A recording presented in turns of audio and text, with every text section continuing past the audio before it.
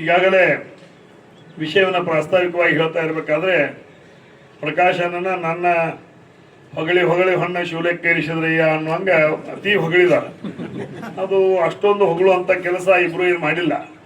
ನಿಮ್ಮ ಹತ್ತರೋಡ ಗ್ರಾಮದ ಸುಪುತ್ರರಾಗಿ, ನಿಮ್ಮ ಮನೆ ಮಕ್ಕಳಾಗಿ, ನಿಮ್ಮ ಮನೆ ಹಿರಿಯರಾಗಿ, ನಿಮ್ಮ ತಮ್ಮನಾಗಿ, ಅಣ್ಣನಾಗಿ ರೈತರಿಗೆ ಏನು ಸಿಗಬೇಕು, ಕೇಂದ್ರ ಮತ್ತು ರಾಜ್ಯ ಸರ್ಕಾರದಿಂದ ಏನೇನು ರೈತರ ಮನೆ ಬಾಗಿಲಿಗೆ ಸಿಗಬೇಕು ಅದನ್ನೆಲ್ಲ ತಂದು ಕೊಡುವಂಥ ವ್ಯವಸ್ಥೆ ಇವತ್ತು ಸಹ ಪ್ರಕಾಶನ ಹುಕ್ಕೇರಿಯವರಾಗಲಿ ನಾನಾಗಲಿ ಮಾಡಿದ್ವಿ ಅನ್ನೋ ಮಾತನ್ನು ಈ ಸಂದರ್ಭದಲ್ಲಿ ಹೇಳ್ತಾ, ವಿಶೇಷವಾಗಿ ಇವತ್ತು ಪ್ರಕಾಶನ ಹುಕ್ಕೇರಿಯವರು ಸಹಕಾರಿ ಕ್ಷೇತ್ರದ ಎಲ್ಲೂ ಕಂಡಿಲ್ಲ.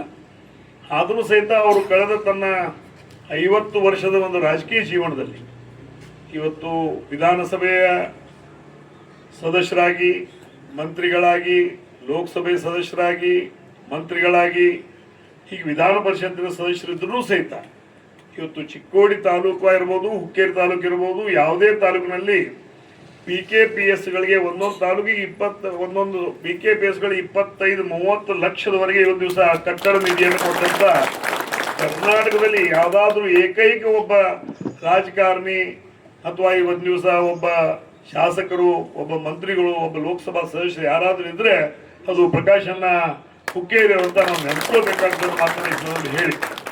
ಇವತ್ತು ದಿವಸ ಅವ್ರ ಪಕ್ಷ ಕಾಂಗ್ರೆಸ್, ನನ್ನ ಪಕ್ಷ ಇವತ್ತು BJP, ಇದ್ರೂ ಸಹಿತ ಇಬ್ಬರು ಸಹಕಾರಿ ಕ್ಷೇತ್ರದಲ್ಲಿ ಎಲ್ಲ ರೈತರನ್ನ ಅವ್ರು ಯಾವ ಪಕ್ಷದವರಿದ್ರು ನೋಡಿಲ್ಲ. ಇವತ್ತು ಎಲ್ಲ ರೈತರನ್ನ ನಮ್ಮ ಹಿರಿಯರು, ನಮ್ಮ ಮಕ್ಕಳು, ನಮ್ಮ ತಮ್ಮ, ನಮ್ಮ ಅಣ್ಣ ಅನ್ನುವಂಥ ಭಾವನೆಯನ್ನು ಇಟ್ಕೊಂಡು ದೇಶಕ್ಕೆ ಅನ್ನ ಹಾಕುವ ಸೇವೆ ಮಾಡೋದು ನಮ್ಮ ಆದಿ ಕರ್ತವ್ಯ ಅಂತ ತಿಳ್ಕೊಂಡು ಇವತ್ತು ದಿವಸ ಅವರು ಕಟ್ಟಡಗಳನ್ನು ಕಟ್ಟುವಲ್ಲಿ ಸಾಕಷ್ಟು ಅನುದಾನಗಳನ್ನು ಕೊಡೋದ್ರ ಮುಖಾಂತರ ಬೆಳಗಾವಿ ಜಿಲ್ಲೆಯಲ್ಲಿ ಒಂದು 50-60 PKPSಗಳಿಗೆ 25-30 ಲಕ್ಷ ರೂಪಾಯಿ ಅನುದಾನ ಕೊಟ್ಟು ಇವತ್ತು ದಿವಸ ಈ ಕಟ್ಟಡ ಪೂರ್ಣ ಆಗಲಿಕ್ಕೆ ಅವರ ಒಂದು ಆಶೀರ್ವಾದ. ಜೊತೆಗೆ ಈ ಒಂದು ಸಂಸ್ಥೆಯಲ್ಲಿರ್ತಕ್ಕಂಥ 7 ಲಕ್ಷ ಪತ್ತು ಇವತ್ತು 4.5 ಕೋಟಿ ರೂಪಾಯಿ ಆಗಲಿಕ್ಕೆ ಇವತ್ತು ದಿವಸ ನಿಮ್ಮೆಲ್ಲರ ಆಡಳಿತ ಮಂಡಳಿ ಒಂದು ಕಾರಣದಿಂದ ಇವತ್ತು ದಿವಸ ಮಾಡಿದ್ದೀವಿ. ಬರುವಂಥ ದಿನಮಾನಗಳಲ್ಲಿ ರಾಜಕಾರಣ ಅನ್ನೋದು ಚುನಾವಣೆಗೆ ಮಾತ್ರ ಸೀಮಿತವಾಗಿರಬೇಕು.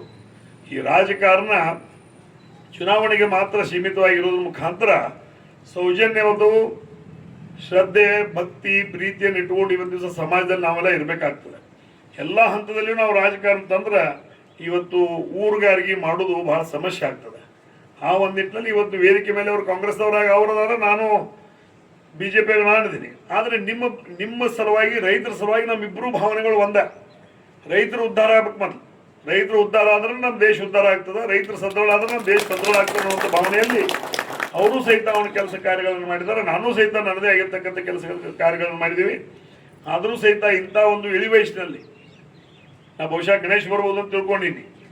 ಆದರೂ ಸಹಿತ ಖುದ್ದಾಗಿ ಇವತ್ತು ದಿವಸ ವಿಧಾನ ಪರಿಷತ್ ಸದಸ್ಯರೇ ಇವತ್ತು ದಿವಸ ಇಲ್ಲಿ ಬಂದು ನಿಮ್ಮೆಲ್ಲರಿಗೆ ಮಾರ್ಗದರ್ಶನ ಮಾಡುವಂಥ ಒಂದು ಸೌಭಾಗ್ಯ ನಮ್ಮದು ಅನ್ನುವಂಥದ್ದು ಭಾವನೆಯನ್ನು ವ್ಯಕ್ತ ಮಾಡ್ತಾ, ಬರುವಂಥ ದಿನಮಾನಗಳಲ್ಲಿ ಈ ರಾಜಕೀಯ ರಹಿತವಾಗಿರ್ತಕ್ಕಂಥ ಸಹಕಾರಿ ಕ್ಷೇತ್ರ ಬಲಾಢ್ಯವಾಗಬೇಕಾದ್ರೆ ಪ್ರಕಾಶನ ಹುಕ್ಕೇರಿ ಅಂತವರು ಶತಾಯುಷಿಗಳಾಗಬೇಕು. ಅವರು ಇನ್ನೂ ನಮಗೆ ಹೆಚ್ಚಿನ ಮಾರ್ಗದರ್ಶನ ಮಾಡಬೇಕು.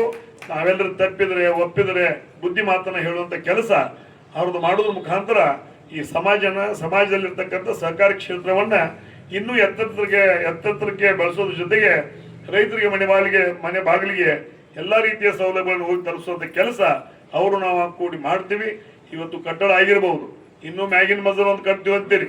ಬರುವಂಥ ದಿನಮಾನಗಳಲ್ಲಿ ಶಾಸಕರಾಗಿ ವಿಧಾನ ಪರಿಷತ್ ಸದಸ್ಯರಾಗಿರ್ತಕ್ಕಂಥ ಪ್ರಕಾಶನ ಹುಕ್ಕೇರಿ ಇರ್ಬೋದು, ನಾನಿರ್ಬೋದು, ಇನ್ನುಳಿದವರು ಇರ್ಬೋದು, ಕೂಡಿ ಅದನ್ನು ಸಹಿತ ಕಟ್ಟಡವನ್ನು ಕಟ್ಟುವಂಥ ಪರಿಪೂರ್ಣವಾಗಿರ್ತಕ್ಕಂಥ ವ್ಯವಸ್ಥೆಯನ್ನು ಮಾಡ್ತೀವಿ ಅನ್ನೋ ಮಾತನ್ನು ಅಂತ ಹೇಳಿ ಇವತ್ತಿನ ಕಾರ್ಯಕ್ರಮಕ್ಕೆ ನಮ್ಮನ್ನು ಕರೆದು ಸತ್ಕಾರ ಮಾಡಿ 4 ವಿಚಾರಗಳನ್ನ ಹಂಚಿಕೊಳ್ಳಿಕ್ಕೆ ಅವಕಾಶ ಮಾಡಿಕೊಟ್ಟಿರ್ತಕ್ಕಂಥ ಸಂಸ್ಥೆಯ ಅಧ್ಯಕ್ಷರಿಗೂ, ಉಪಾಧ್ಯಕ್ಷರು, ಆಡಳಿತ ಮಂಡಳಿಯ ಸನ್ಮಾನ್ಯ ಸದಸ್ಯರು, ವೇದಿಕೆ ಮೇಲೆ ಆಸೀನರಾಗಿರ್ತಕ್ಕಂಥ ಯಾವತ್ತು ಗಣ್ಯಮಾನ್ಯರಿಗೂ, ಈ ಕಾರ್ಯಕ್ರಮದಲ್ಲಿ ಭಾಗವಹಿಸಿರ್ತಕ್ಕಂಥ ಯಾವತ್ತು ಗುರು ಹಿರಿಯರಿಗೂ, ತಾಯಂದರಿಗೂ, ಸ್ನೇಹಿತರಿಗೂ, ಪತ್ರಿಕಾ ಮಾಧ್ಯಮದವರಿಗೂ ಎಲ್ಲರಿಗೂ ವಂದನೆಗಳನ್ನು ಸಲ್ಲಿಸಿ 2 ಮಾತುಗಳನ್ನು ಮುಗಿಸ್ತಾ ಇದ್ದೀನಿ. ನಮಸ್ಕಾರ.